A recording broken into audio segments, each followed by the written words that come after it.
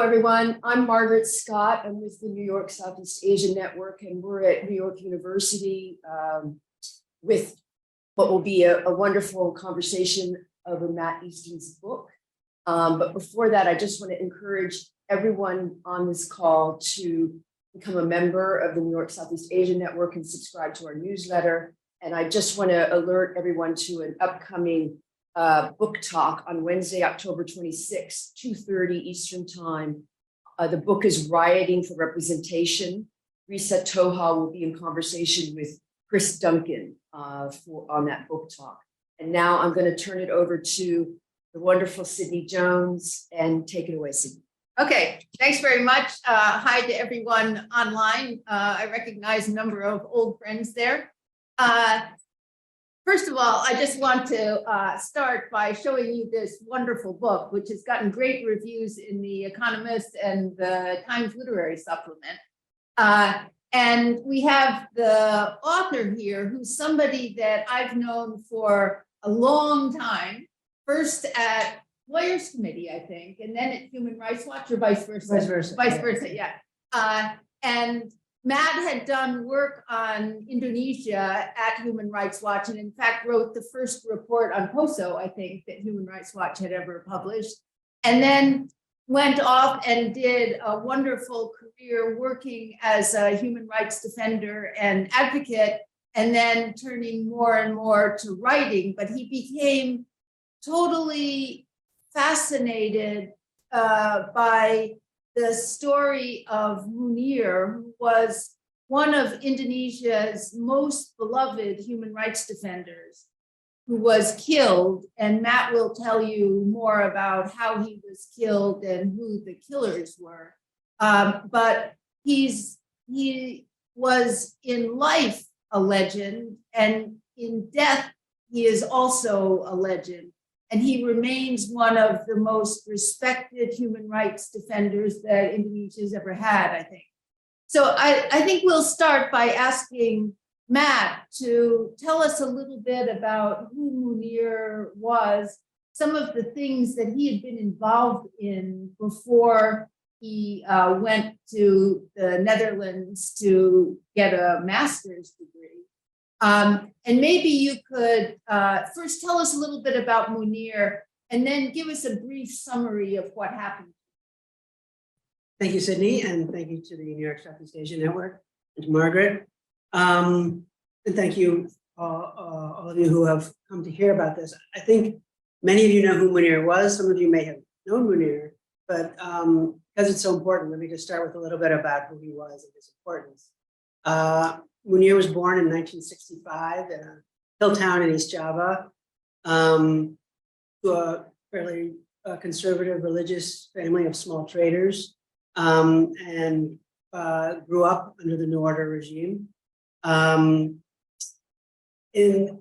university, he became interested in workers' rights and the possibility of using some of his impulse for social justice and for fairness in the cause of human rights. And as he began right after he did his thesis on labor rights, and then moved to, as a volunteer, to the very small office of LBH, the Legal Aid Foundation. The Surabaya branch had a post in Malang where he had studied. And as he moved from Malang to Surabaya and then Jakarta, he also expanded his scope of interest from a sort of narrow interest in workers' rights, the question of military interference and involvement in industrial relations and society and politics more broadly. And then he broadened even further. The problem, as he identified it, was not just the military, but a political culture of violence that lay behind many of the human rights violations he saw, even if the violence was not always evident or present. In some cases it was, such as one of the first big cases he worked on, which was the murder of the labor activist NYSEAN on the outskirts of Surabaya in the early 1990s. To Jakarta at a time where, with this sort of expanded focus, at the time of the last few years and months of the Suharto administration, when things were getting increasingly tense.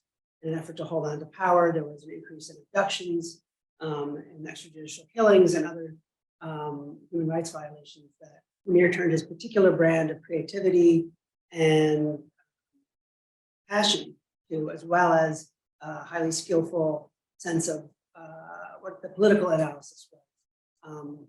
That human rights violations didn't just happen because of an excess or a lack of accountability, but because there often was a political motive and served to support the interests of those in power. Can you tell us a little bit about his involvement with East Timor? Sure. I know that I didn't delve into this much in the book, but there was a Contras office. He founded the organization Contras in the very last days with others, focused on disappearances. And there was a Contras office in East Timor. He, during the period of Indonesian occupation, he made a series of visits and worked with his office there. But his most important role may have been in the official Indonesian inquiry under the auspices of the Human Rights Commission that came in the months after the violence in September 1999. It was part of Indonesia's effort to stave off an international inquiry or tribunal, but it was a fairly quite credible inquiry with skilled members of the commission and the human rights community, members of civil society, and they were among the first to pinpoint that this was the violence in 1999 was an orchestrated act, and the first to recommend, as far as I know, the first to recommend investigation and prosecution of high-ranking individuals. And his involvement in that included traveling to the border of East Timor and West Timor to participate in the exhumation of bodies that had been brought over from the Fly to witness that himself. And that was a particular act of courage at that time. It was post-Suharto, but at a time when it was still quite dangerous to single out individuals.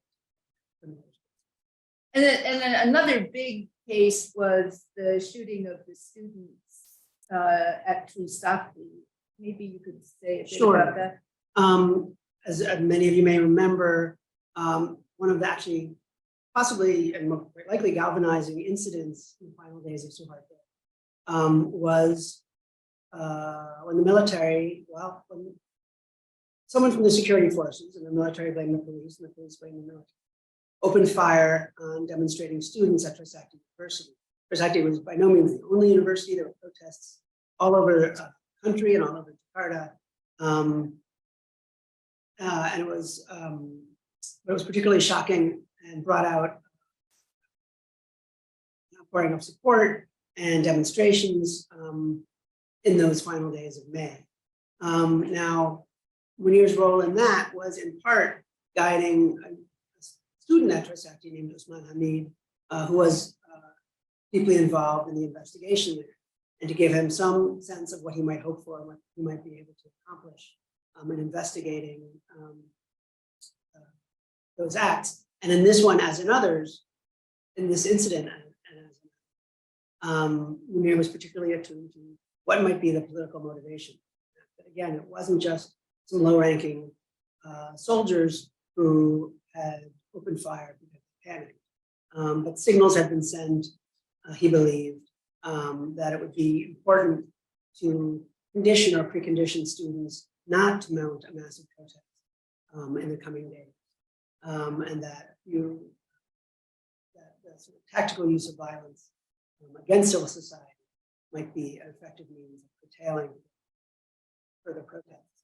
But he also advised Usman, and this is became increasingly relevant as Munir's family and friends turned to the case of Munir's own murder, was you can't fight the police and military in their own boxing. You get too involved in the specifics of ballistics and where bullets came from where, you're going to lose because you're fighting on their ground. And to some extent, the courtroom is down to the extent that the justice system is somewhat tilted, can be extremely tilted in favor of those in power, because you can marshal demonstrators or protesters or exert pressure through, behind the scenes. There's a need to galvanize public opinion there's a need to find high-level supporters within the elites, and we cannot count just on the narrow confines of a police investigation and prosecution. I remember when he was handling these cases that I would sometimes go to his office and there would be a long line of people waiting to see him. And he became one of the best known people in Indonesia simply because of the work he did on these very high profile cases. So maybe tell us a little bit about what happened. So as Sidney mentioned, I'm probably talking about some of the early period of Reformasi, working on cases that had human rights violations from before Suharto's fall and from the spate that occurred after, including just the shootings of students and demonstrators and violence throughout the country that had broken out in various places. And as important as Munir was in the waning days of the New Order, it was probably even more important in the early days of Reformasi, working on legal reform and military and creating new structures like human rights courts, through drafting legislation that might be able to address past and future human rights violations. And he was, at that particular time, he was a model of courage at a time that Indonesia had known a lot of fear. He was a model of pluralism at a time when intolerance was threatening to increase. And he was extremely, an indispensable figure, as Sidney mentioned, at that time. And at precisely that moment, Indonesia lost that in 2004, for a variety of reasons, including the need for a break and a sense of rising uncertainty and danger. Munir decided to take a break and study abroad and build his capacity to analyze some of these political motives of human rights violations and options for countries where courts won't provide a solution. And so he decided to study University of Utrecht for a master's and possibly a PhD. He left in September 2004, said goodbye to his family and friends at the airport, and died before the plane landed in Amsterdam. And it was subsequent to that autopsy, almost 6 or 8 weeks later, that an autopsy found a massive dose of arsenic in his system. And that is where the shocking death became a murder, and the murder became a long period of investigation. And some people say, in a way, it was just in a way, fortunate that it was the Dutch who did the autopsy at Schiphol, because if it had happened on a domestic flight and it had been the local government officials who were responsible for the autopsy, we might never have known the result. Maybe tell us a little about how the investigation broke open and the role of Garuda in the process. So there were a number of strange aspects to the case from before even it was known that it was a murder case. It started with Munir's wife, Suciwati, an activist in her own right, remembered a strange phone call from someone who said that he was from Garuda. It was a couple of days before Munir left, and asking when he would be traveling. He said, "Oh, good, we'll be on the same." And that man identified himself as Paulo. When Suciwati asked to meet with airline officials, she had a number of questions. What was done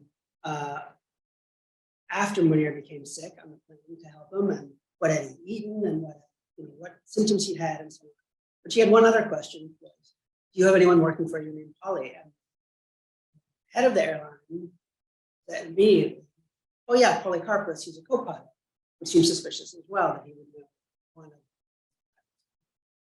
of. They met with Polycarpus at a subsequent meeting, and he acted extremely suspiciously, giving different stories of how he met Munir. And it also developed in these meetings that Munir had been sitting not in his own seat in Polycarpus's business, which is extremely raised a lot of questions. After that, things started to trickle out. There was an anonymous series of text messages saying that Policarpus was an intelligence agent, and mentioning by name various handlers he might have had been at the State Intelligence Agency. And then his phone records were uncovered, finding that there were phone calls from Policarpus to several numbers at BIN, and of private phones, people working with it. Specifically, one man, retired two-star general Bonjono, who was Deputy 5, one of a number of deputies at the senior level. Before you Yes. get to Ben, can you tell us a little bit more about Policarpus's strange career as a pilot? So he had he was a co-pilot at Garuda, a fairly prestigious position at the state airline. He'd grown up partly in what was then called Irian and had begun his work as a pilot for a missionary airline, basically, that would drop people and supplies in the very remote parts of Papua. Mission aviation, for those who Yes. know. So a quite challenging job, but nowhere near the level of prestige. And so people were very surprised when given the opportunity to train to become a Garuda pilot. Extremely rare situation, and by no means was he the best or most reliable pilot they had seen in. He also, another thing that happened once his name came into the press, someone remembered seeing him in Aceh when I think the very week martial law was declared there. Someone remembered seeing him in East Timor in 1999. Two very senior human rights figures said, "I know that guy. He approached me earlier in 2004 with offers, with a strange story about trying to help some East Timorese guys get home. And then he called weekly or more, including offering me free flights to Papua, free flights, he would come with me." Very strange behavior that became so insistent that in one case they said, this guy's clearly intel. We're going to stay away from him. And Handari just felt he was so annoying that he tried to extricate himself from contact with him, but he kept calling. And now that became suddenly more suspicious. That once Munir died out, there were entreaties to fly with him.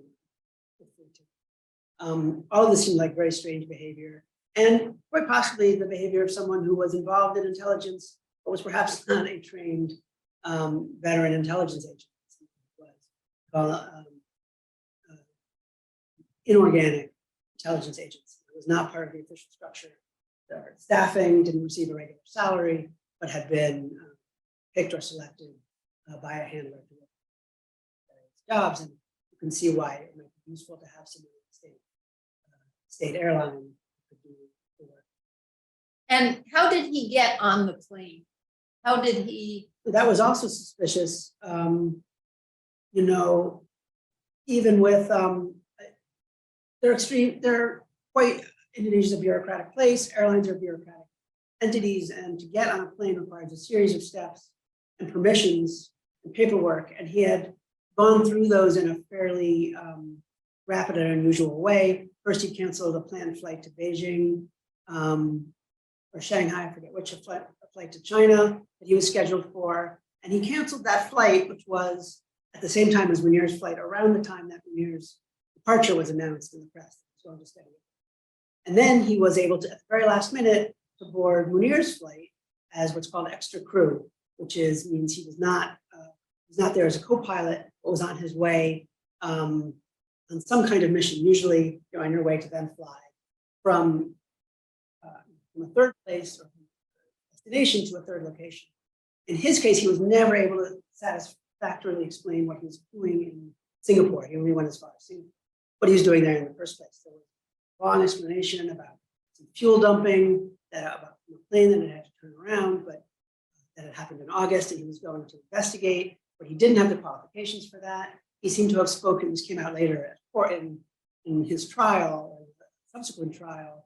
The only person he spoke to was a technician on board a plane on the way home, when he had already basically just gone to Singapore, spent the night, and done no. And then he wrote 2 very long, rambling trip reports and submitted them. So these changes were all very suspicious and not done normally. And what later came out, in addition, was that he had a letter from the CEO of Garuda appointing him to aviation security, a role as some kind of broad term, broad remit of helping out with various security matters. And that was that letter that make changes outside the realm of normal procedures to get on Munir's flight, which allowed him in some way to, in the various versions of how this happened, to get the poison into Munir's system. So tell us what you know now about how he was poisoned. How was Munir actually poisoned, and what was the chronology of the murder? So, and Polycarpus's, the investigation, there were 2 main rounds, really more, of investigation and prosecution. And the first one was Polycarpus, as recognized as the field operator, the person who had carried out the killing. And in that trial, the theory of the case was that Polycarpus had in some way brought the arsenic on board the plane, was helped by crew on the flight, the short flight from Jakarta to Singapore, and was assisted by the crew in business class to get the poison into his in-flight meal. And then the judges modified it slightly, saying it wasn't the orange juice, as the prosecutor said, but the noodles, and that became the sort of, in the official record of the case, the means of murder. And that trial was also problematic because throughout the trial, the word bin was scarcely mentioned. And it was primarily portrayed that the motive was a sort of surge of patriotic nationalism. Perhaps acted alone because he was outraged at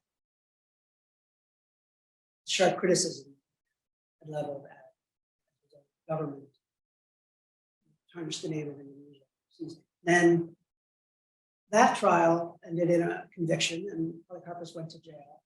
And his sentence was later partly overturned, and he was released. And in the effort to get him returned to jail, there was a new part of that effort. There was a new inquiry by the police, a new investigation, and that was much more effective and comprehensive.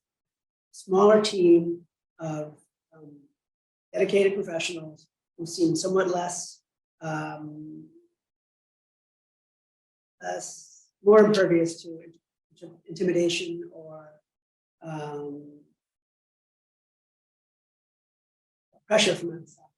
And they carried out a pretty comprehensive investigation that uncovered, among other things, eyewitnesses that had not been found previously, certainly not in court if they had been identified,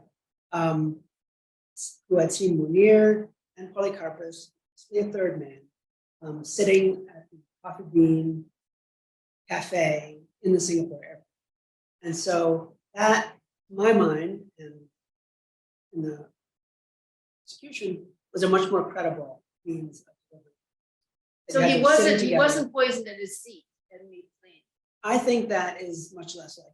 Okay. Because they never were able to, they never prosecuted and were never able to prove that he had the assistance from in-flight crew. There's also the problem, particularly if it's the orange juice, of ensuring that he select the right beverage and not the man next to him who was flying, or that he take any beverage at all. Very hard to poison someone. Adding every variable you add makes it much less likely. Whereas if Polycarpus, as he was, as people told police, if he actually brought a hot beverage to Munir at his seat, his cafe, hot beverage being more easy to dissolve, arsenic in its powdered form, that seems much more credible. It also, there was much back and forth with the toxicologists and forensic experts in the Netherlands, and Indonesia's own forensic experts, but it does fit a timeline of him falling sick soon after the flight left Singapore and dying 7 or 8 hours later. Well fit. We don't know precisely the form of the arsenic, the amount, but it certainly would be consistent. Okay, I think in your book, you said it was a massive dose, but do you know even roughly how much? I don't want to speak incorrectly in a while since I saw the numbers. Yeah. But pretty credible estimates were made. The reason they can tell a bit from the autopsy, but because it was so much, they found some in the stomach and some in the bloodstream. Okay. And it does, it does over time. They could make some estimates based on what they did find and based on the chemical processes that take place. So they can do a range. They also don't know precisely the form. Arsenic can come in different forms with different, so it would depend on which form it was, about how much arsenic and how much of the actual powder. Before we go on with the investigation, there was a lot of speculation at the time that this wasn't the first case of arsenic poisoning that maybe had been carried out. Were you able to find out anything about some of the other cases? Only what was already in the public record. There were suspicious deaths, I think 3 in particular. There was a former crusading, or at least progressive attorney general. Bahruddin Lopa? Yes.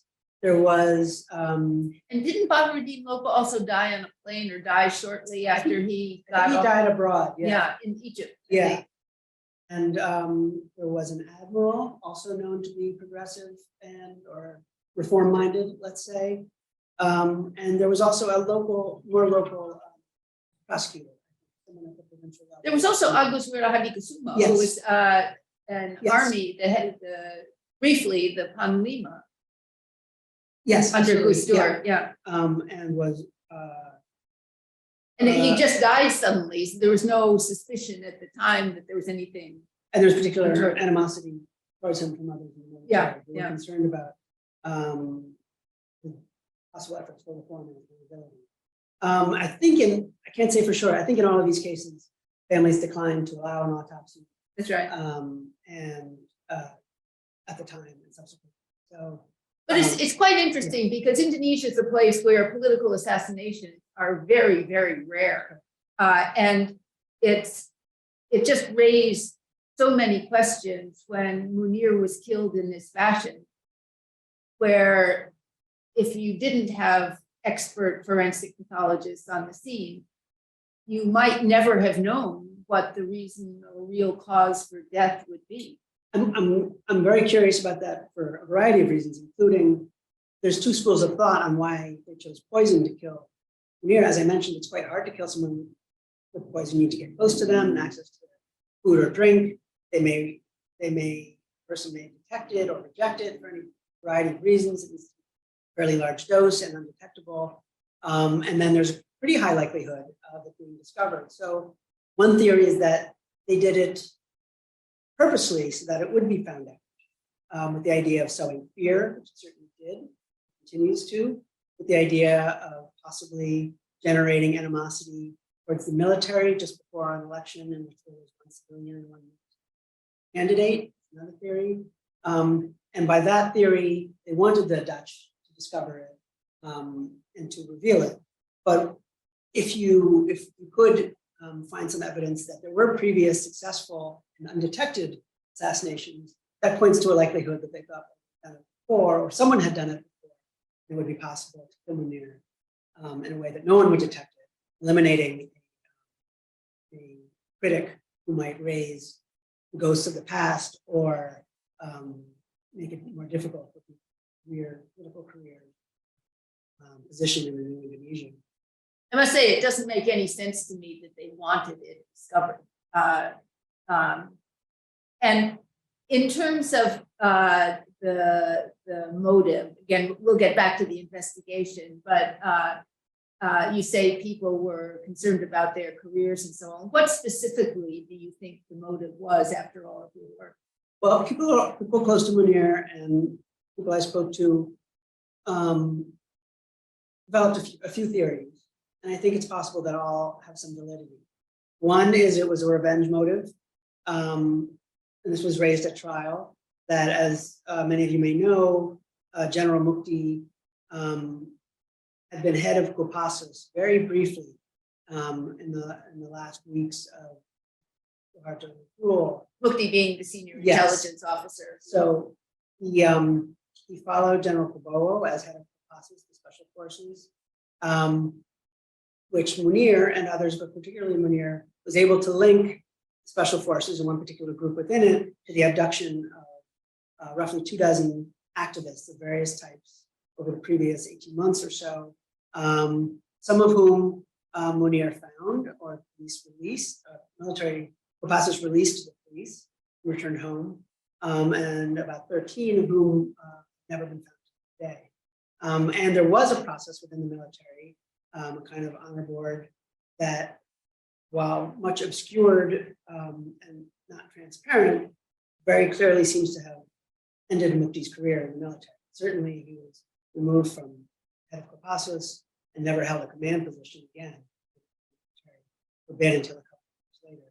So, in that sense, there's a possibility of revenge.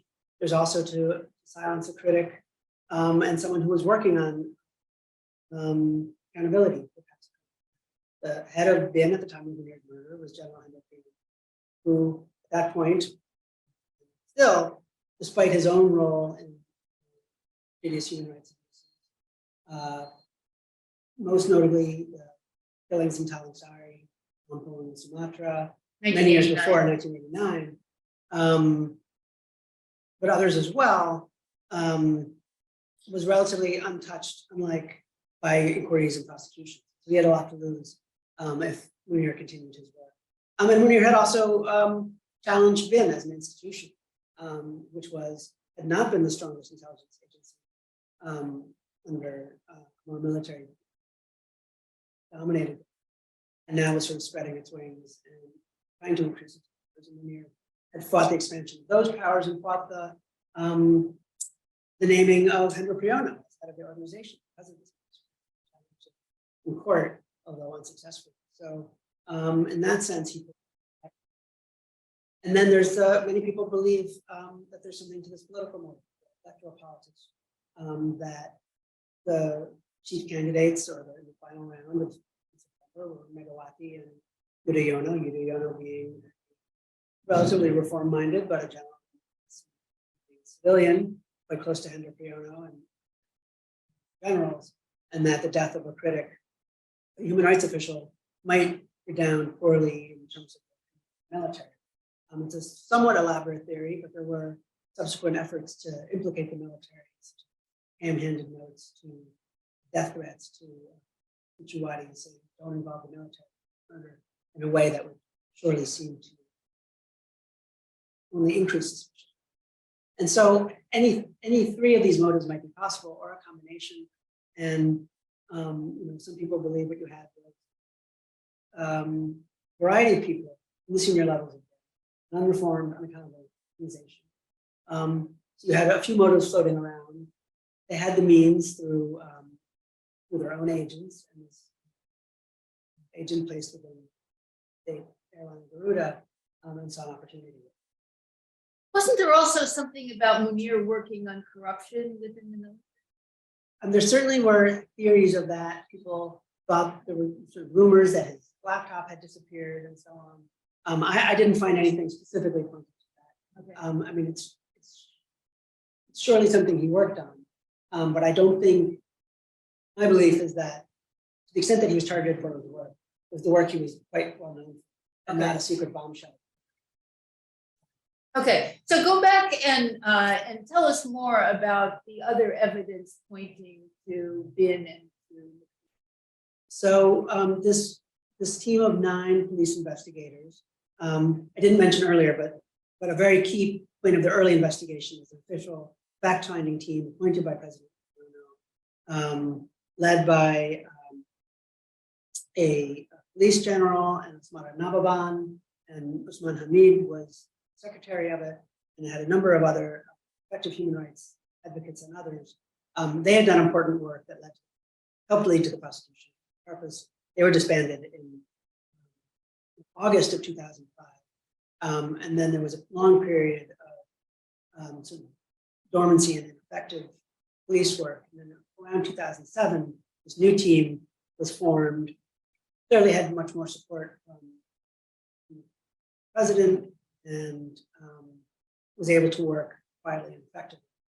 And they found some additional physical evidence, including a letter that had been rumored but never found. They found on a computer, which was, I mentioned earlier, this letter that Polikarpis had from the CEO appointing him to aviation security. It was always unclear why he'd written this letter, or presumed that he'd been told to have been, but proof of that they found was a soft copy letter from the number 2 figure to the CEO, directing him to appoint aviation security. So that's the link between Bin and Garuda. And the number 2 at that point was Assad. And it was signed by him. There's some question he would have signed most outgoing mail. Could have, quite likely was written. It was quite likely written. We have some evidence of this in Mukti's offices and by his administrative staff, and proofread by an agent, which does not absolve some responsibility for that name. So that's one piece of documentary evidence. There was receipts showing cash paid to Polikarpis, I believe before the murder, and then again when his name popped up in the press, and he was a bit desperate for legal representation, other facilities, or perhaps they were concerned he might talk to police at the clear support. Those 2 pieces of documentary evidence. There were also, I would say, at least 2 current and former. Had some liability issues, but multiple Bin agents who would testify to seeing Polikarpis on the Bin. He denied any relationship, and as had Mukti denied that Polikarpis had any relationship with Bin.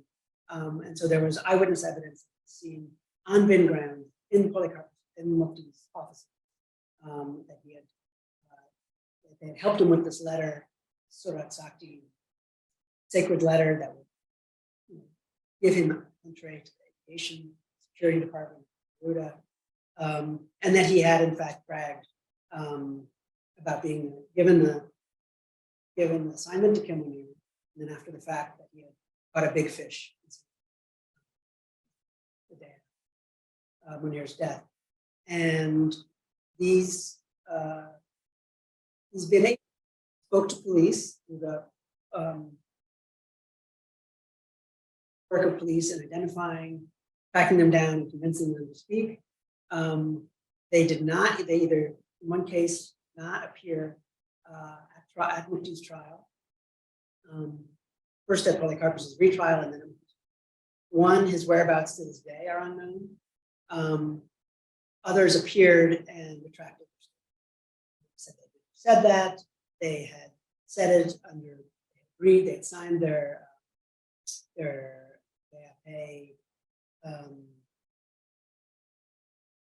record of their interrogation under duress. They'd never been questioned by police before, and they were scared and worried, and so they withdrew these highly specific and detailed allegations. They were still admissible, their statements were still admissible in court, but it ultimately significantly undermined the case. And how did they get Mukti? Well, it was all of these. Yeah, it was these. testimony? Yeah, I think without documentary evidence, they had the phone records, but by themselves, those may not be enough, unless you can say, someone can put them together with what they might have been saying. So these, absolutely, I think bombshell interrogation results from agents who had a lot to fear, little to gain by doing so. together with the documentary.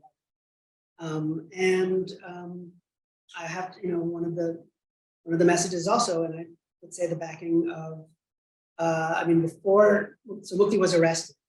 The most senior intelligence Yes. officer who'd ever been Yes, arrested. and when a few generals and others have been prosecuted, I don't know if anyone had actually been arrested by police and brought into questioning in this manner, not allowed to surrender or come into terms on their own terms and probably not have detention pending trial. And he himself had burned a lot of bridges. The human rights community did a lot of work talking to not just civilian administrations, but also people in the military, the two major religious organizations. Muhammadiyah had ties to Mukti. He had ties to them, and getting assurances that they would be okay with his arrest. So a lot of work went into police about him. He was in fact arrested. And there was the support of the civilian administration, the Yodel administration, letting Attorney General, no one was untouchable. And I mentioned that just because before and after that matter, that period until today, that support isn't there. Yeah. And so we see little or no progress, not just on this case, but on many other major human rights. And one of the reasons I think that Yudhoyono was supportive was because of the work of Suciwati, right? Just getting presidential commitment, because she was an absolutely tireless campaigner. Absolutely. I think I left out that important step, that support from the Yudhoyono administration didn't come from personal conviction, although there may have been some of that as well. But it was because every time Yudhoyono went abroad for a period of time, Scandinavia, I think, and people brought it up there.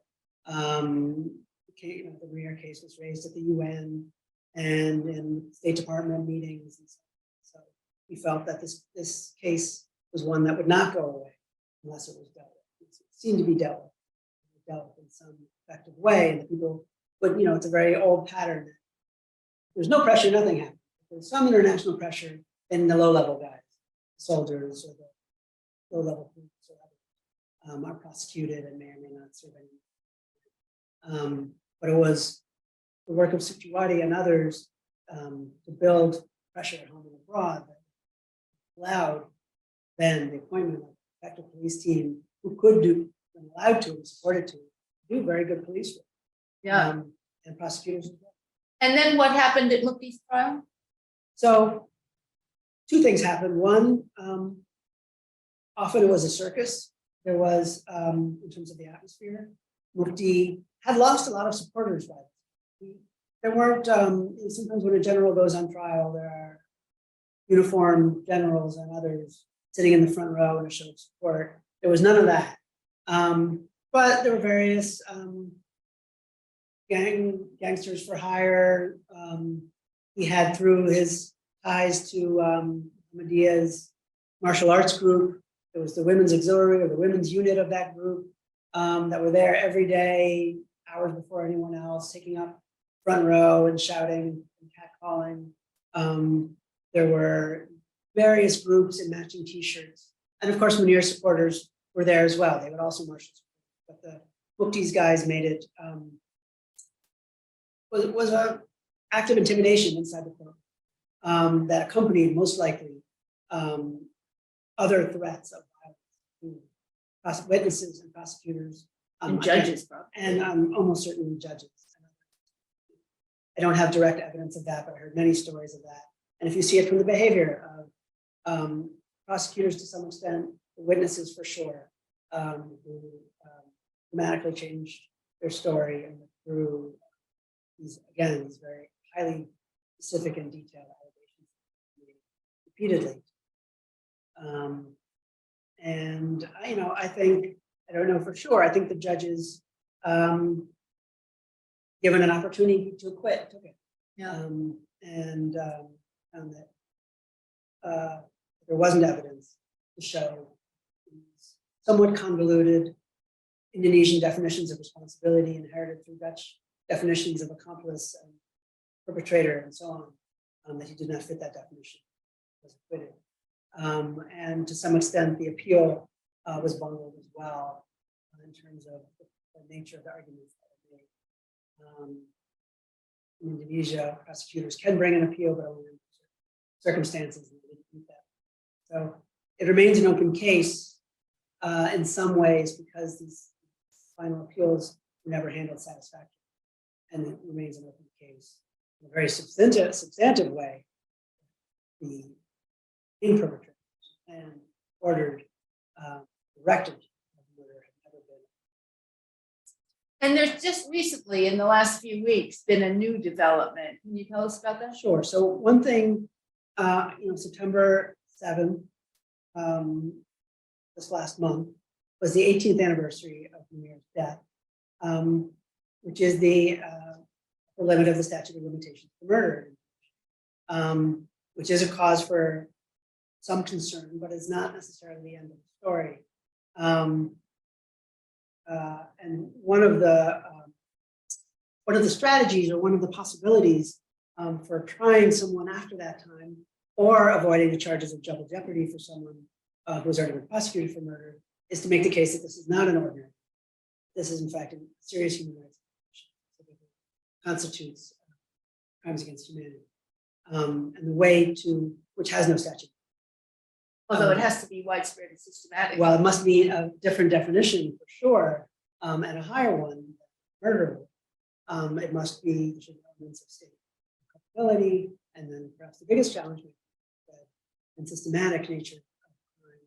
The way to argue that in this case would be look at other either these cases that Sidney brought up, or other attacks, whether successful or not, on human rights activists, which continue until this day, but you could focus on the period of death, threats, abductions, torture, and other forms of violence, and show that this constituted one part of a broader attack. So that case can be made, whether successfully or not remains to be seen. And the mechanism for making that first step, really the most fruitful step, would be an inquiry by the National Commission for Human Rights.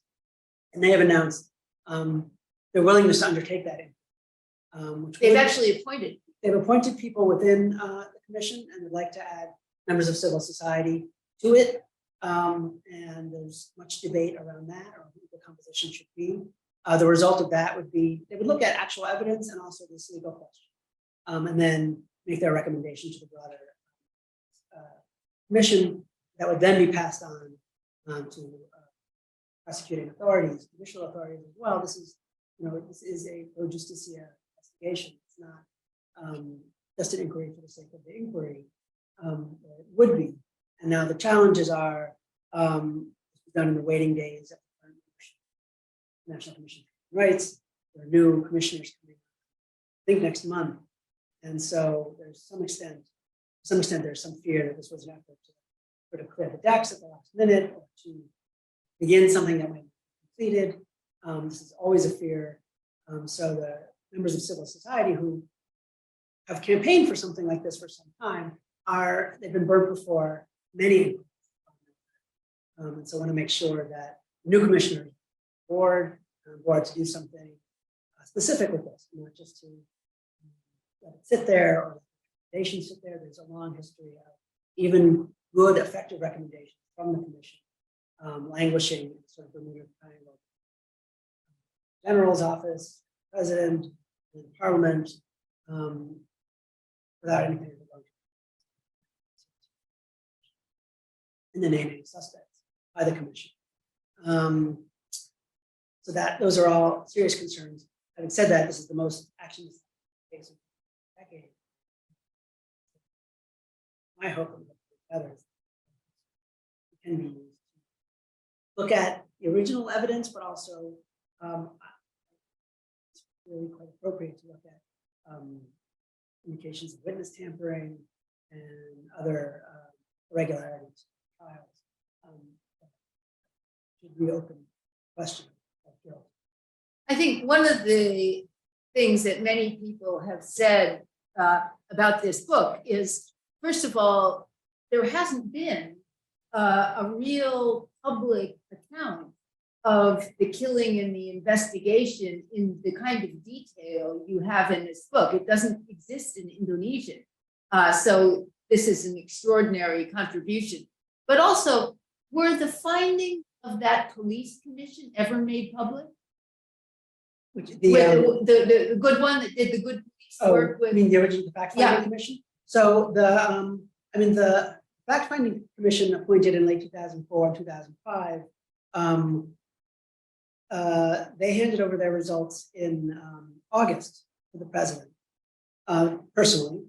And the order that had created them says some words to the effect of the commission shall present their findings to the president to make public, or who will make it public. There was no, there wasn't that much wiggle room about whether this would be a public document. And not only has that report never been made public, although copies of the main body of the report have circulated, but that's not the same as a public issuance by the president's office.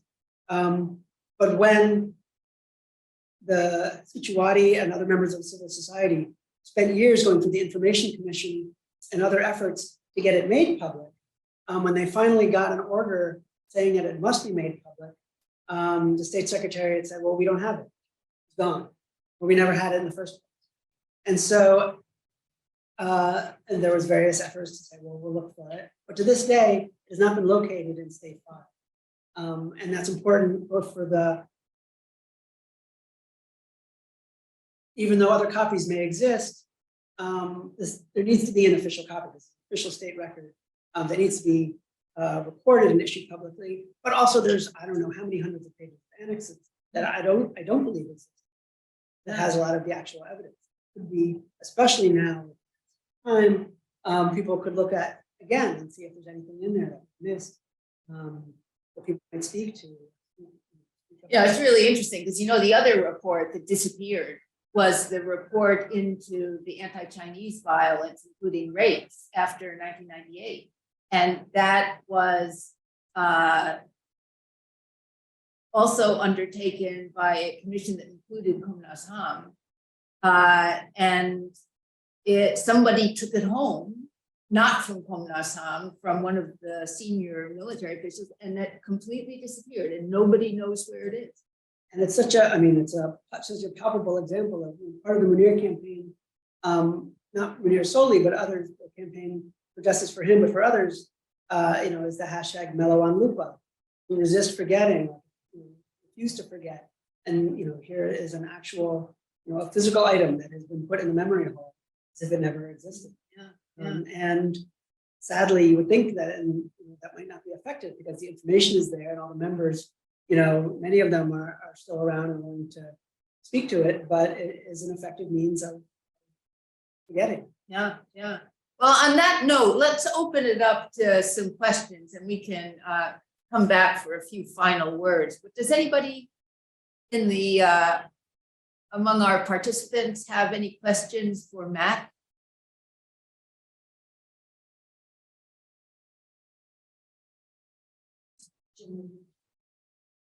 He, like many generals, has found a home in a political party. I think he's gone through several, often acrimonious departures. And I'd have to confirm my memory of the name of this party currently. Sidney. I don't remember which party it is.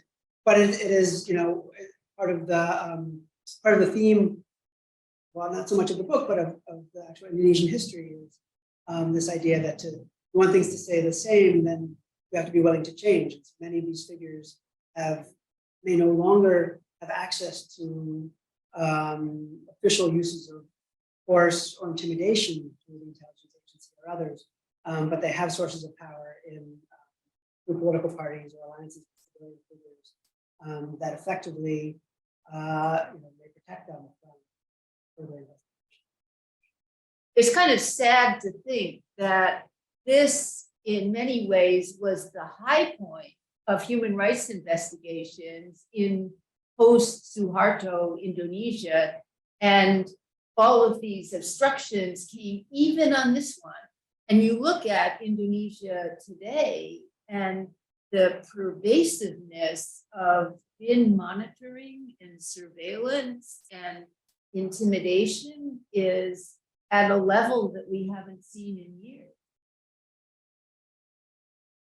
Thank you so much for your talk. This might sound like a really stupid question, but how easy is it to obtain on? Well, it depends on the form. It's quite easy.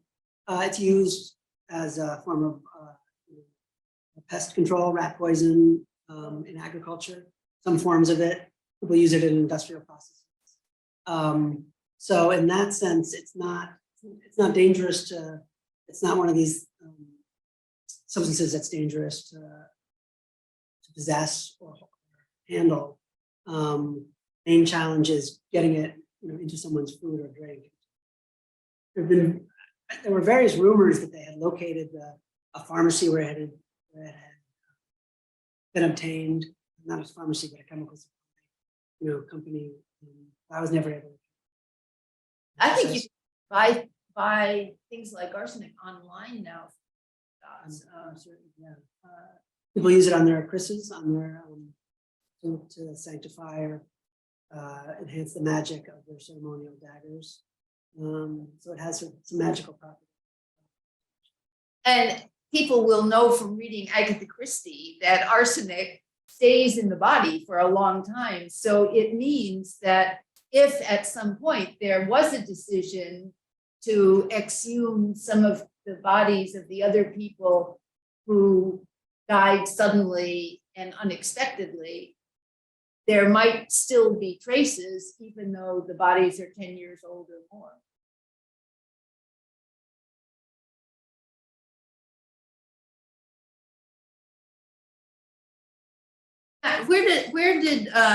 Where's this book for sale? I think all around the world except for Indonesia. Okay. Surprise, surprise. It's most easy to get in the United States. But you can order it in the EU and in Australia. If anyone wants to touch with the easiest way to do that. You can buy it on Amazon. You can buy it on Amazon, and you can in Indonesia. You can buy it. At least you can send it to Indonesia from Amazon. Its distributors in Indonesia have opted not to carry it at this stage.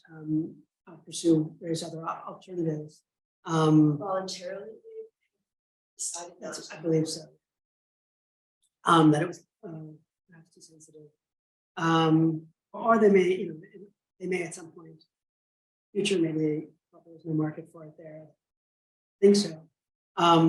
Suchi Wadi, Munir's wife, wrote a book that came out just in September that tells much of the same story, and of course, much of it is her story to tell, but can say much more than I can about the personal elements of it, direct experience, and both Munir as a person and the experience of that investigation and that is available in encourage people to.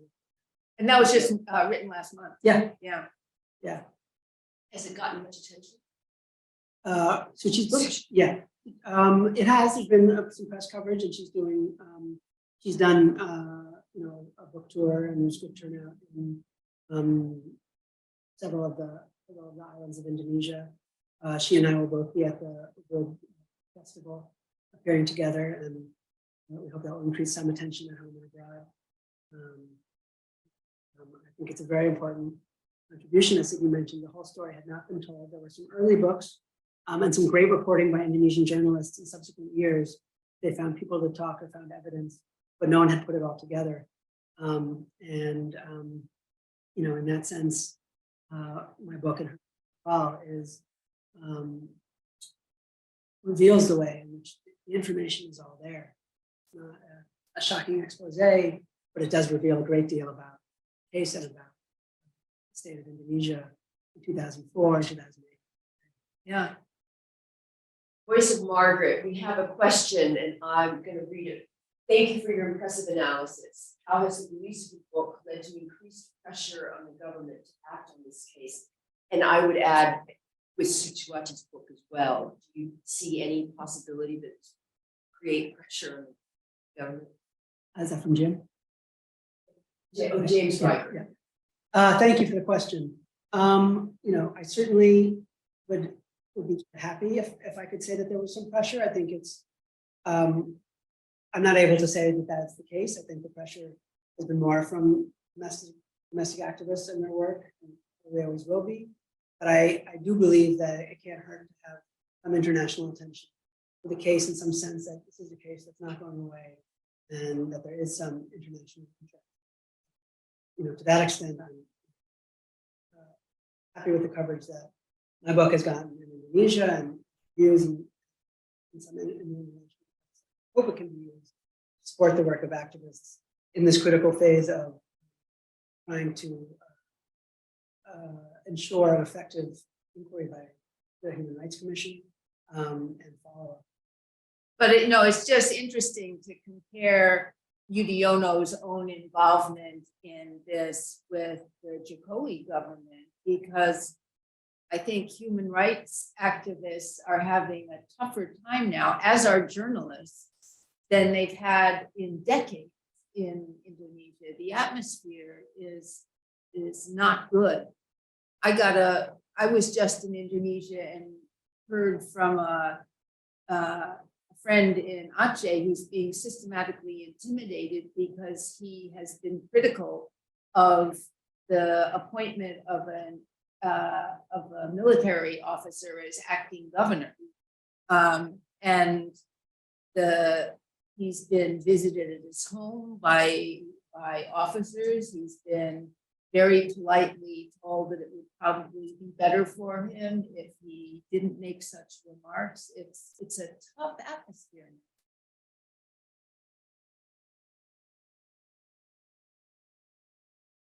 I'll say just that was an observation by Munir himself of the period just before he died, was that it was challenging and dangerous environment he felt, and under much of the Suharto period. There was a certain predictability at that time that if there was a death threat or violence, or several times bombs outside his house and his mother's house, and mob attacks in his office in 2004, 2003, it was much harder to tell where the threat was coming from and how to make it stop. That in the Suharto years, if you got a phone call or a warning, you could evaluate whether this was a serious threat, and if you wanted to moderate your activity or not to, but you know, the risks were involved. And in this later period, it was much harder to tell. How would I make these threats stop, other than by piecing your work entirely, which he wasn't willing to do. And I wonder to what extent that's true now. Well.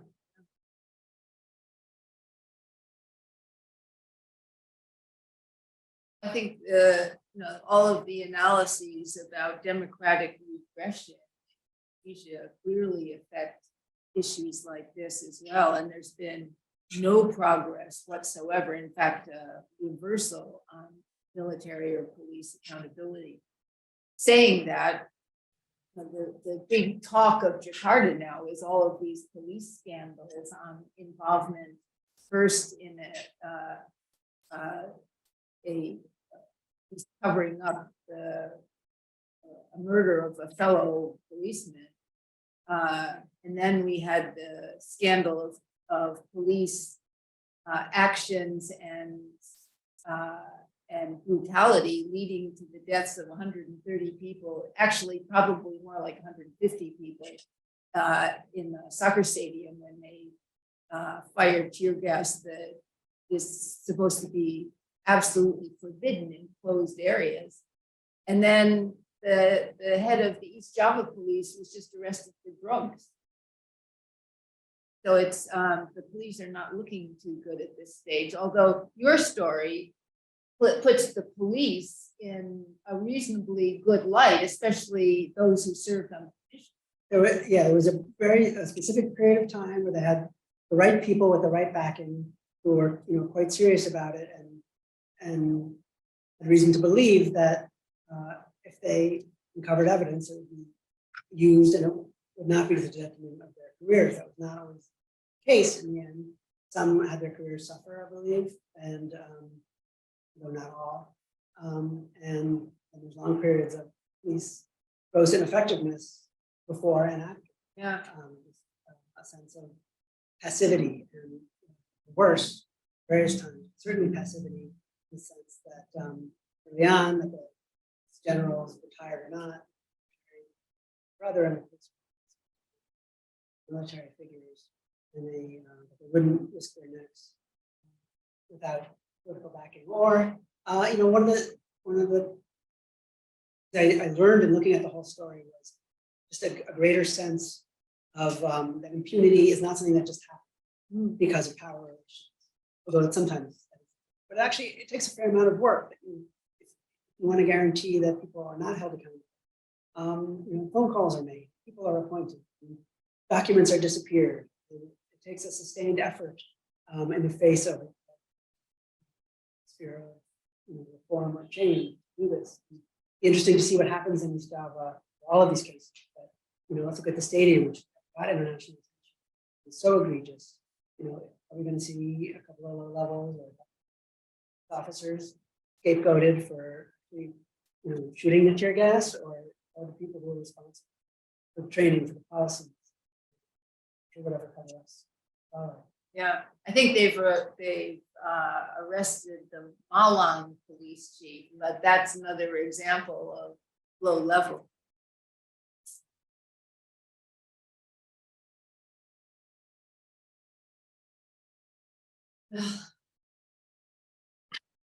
Thank you both.